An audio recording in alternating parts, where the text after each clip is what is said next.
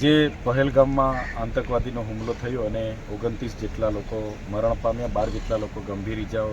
થઈ છે, એને લઈને ગુજરાતના સુરત હોય, ભરૂચ હોય, વડોદરા હોય, તમામ જગ્યાએથી અનેક લોકોને ડિટેન કરીને એની પૂછતાછ કરવામાં આવી, જેમાં વડોદરા, ભરૂચ, સુરત, અમદાવાદ જેવા શહેરોમાં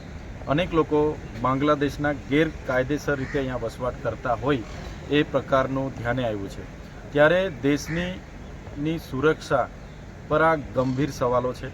કે આટલા બધા લોકો વિદેશીઓ બાંગ્લાદેશીઓ આપણા દેશમાં ઘૂસણખોરી કરીને આટલા વર્ષોથી ગેરકાયદેસર રીતે વસવાટ કરે છે અને ગુનાખોરીઓ કરે છે, ત્યારે તંત્રોએ શું ધ્યાન આપ્યું? અને આ એક ગંભીર બાબત છે કે શું ધ્યાન આપ્યું? આટલા લોકો જો ઘૂસણખોરી આપણે ત્યાં કરી હોય, ભરૂચમાં 29 લોકો આવી રીતના વસવાટ કર્યો છે, સુરતમાં કેટલા લોકોને ડિટેન કર્યા છે, વડોદરામાં કેટલા લોકો, અમદાવાદમાં કેટલા, તો આ દેશની સુરક્ષા પર સવાલો ઊભા થાય છે અને આ ગંભીર બેદરકારી ગુજરાત હોય, દેશ હોય, એ સરકારોની આ ગંભીર બેદરકારી છે.